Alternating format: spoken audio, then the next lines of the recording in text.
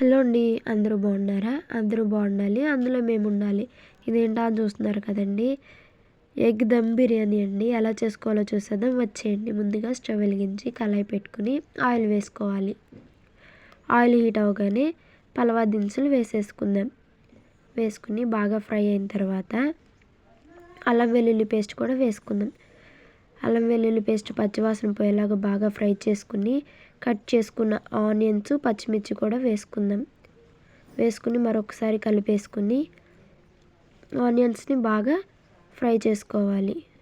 చూసారు కదండి, ఈ విధంగా కలుపుకుంటూ బాగా ఫ్రై చేసుకున్న తర్వాత బంగాళదుంప ముక్కలు టమాటా ముక్కలు కూడా కట్ చేసుకుని వేసుకుందాం. వేసుకుని మరొకసారి కలుపుకొని చిటికెడు పసుపు వేసేసుకుని మరొకసారి కలుపుకుందాం. చూసారు కదండి, ఈ విధంగా బాగా కలుపుకోవాలి. ఇప్పుడు సరిపడినంత గళ్ళుప్పు కూడా వేసుకుందాం. వేసుకుని మరొకసారి కలుపుకుందాం. ప్లీజ్ సపోర్ట్ చేయండి. మీరు ఇలానే సపోర్ట్ చేస్తూ ఉండండి. చూసారు కదండి, ఇప్పుడు ధనియాల పొడి గరం మసాలా కూడా వేసుకుని మరొకసారి కలిపేసుకుందాం.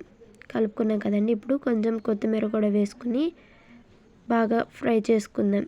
ఇప్పుడు ఉడికించుకు పెట్టుకున్న ఎగ్స్ని కూడా వేసుకుని ఇప్పుడు మన మసాలా అనేది ఎగ్స్కి బాగా పట్టించుకుందాం. చూసారు కదండి, ఈ విధంగా కలుపుకుంటూ ఎగ్స్కి మసాలా పట్టిద్దాం. ఇప్పుడు మనం ఎన్ని గ్లాసులు అయితే బియ్యం తీసుకుంటామో అన్ని లోటాలు వాటర్ వేసుకోవాలి. నేనైతే 3 గ్లాసులు బియ్యం తీసుకున్నాను, అందుకే 3 లోటాలు నీళ్ళు పోసుకున్నాను. మీరు కూడా అట్లానే వేసుకోండి.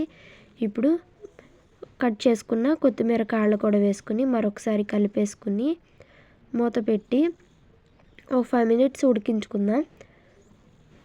చూసారు కదండి, ఈ విధంగా ఉడుకుతుంది కదా.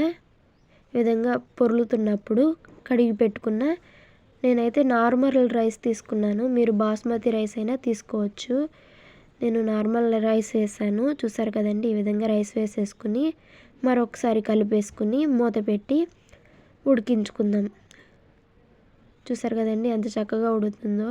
ప్లీజ్ సపోర్ట్ చేయండి. మీరు ఇలానే సపోర్ట్ చేస్తూ ఉంటే మంచి మంచి వీడియోస్ మీ ముందుకు తీసుకొస్తాను. లైక్ చేయడం మర్చిపోవద్దు. ప్లీజ్ లైక్ చేయండి. చూసారు కదండి, బాగా ఉడుకుతుంది కదా. మధ్య మధ్యలో ఇలా కలుపుకుంటూ బాగా ఉడికించుకోవాలి.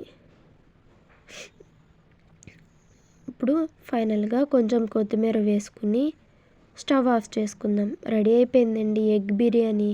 ఎలా ఉందో కామెంట్ చేయండి. నా వీడియోస్ కనుక మీకు నచ్చినట్లయితే లైక్ చేయండి, కామెంట్ చేయండి, సబ్స్క్రైబ్ చేయండి. చూసారు కదండి ఎంత పొడి పొడిలాడితే ఎంత చక్కగా వచ్చిందో. ఇప్పుడు ఆలు కర్రీ ఎలా చేసుకోవాలో చూసేద్దాం. ఇప్పుడు స్టవ్ వెలిగించి కళాయి పెట్టుకుని ఆయిల్ వేసుకోవాలి. ఆయిల్ హీట్ అవ్వగానే ఆవాలు పోపు దినుసులు వేసుకుని అల్లం వెల్లుల్లి పేస్ట్, దానిలో ఆనియన్ కూడా వేసుకుని ఆనియన్ పేస్ట్ ఈ విధంగా మిక్సీ పట్టుకుని ఆయిల్ హీట్ అయిన ఆయిల్లో వేసుకుని పచ్చివాసన పోయేలాగా బాగా ఉడికించుకుందాం. ఇప్పుడు చిటికెడు పసుపు, సరిపడినంత గళ్ళుప్పు కూడా వేసుకుని మరొకసారి కలుపుకుందాం. ఈ విధంగా కలుపుకుని పచ్చివాసన పోయేలాగా ఉడికించి పెట్టుకున్న బంగాళదుంప ముక్కలను కూడా వేసుకుని మరొకసారి కలుపుకుందాం.